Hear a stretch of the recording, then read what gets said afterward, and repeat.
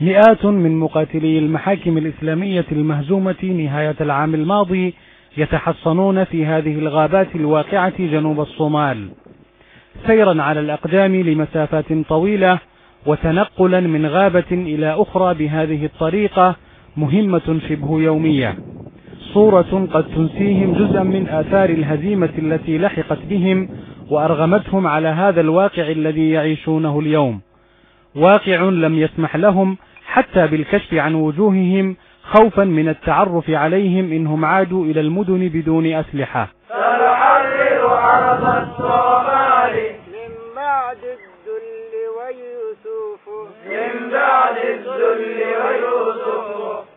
تلك أمانيهم في انتظار اليوم الذي يحررون فيه الصومال من المحتل الأثيوبي حسب اعتقادهم، ويهددون أمريكا وحلفائها بالخسارة. فهلوا شيء إلى أمريكا. فلتعلم أمريكا بغزوها واغتيالها إثيوبيا وكينيا وأوغندا على احتلال أرضنا سوف ينتهي بخسارتها.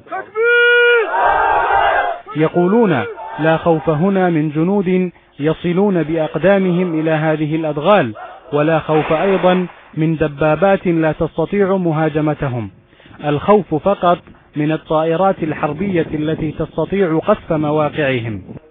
نهارا وبعد انتهاء الواجبات العسكرية هذه أفضل طريقة للاستراحة. الله أكبر يسوي كفر.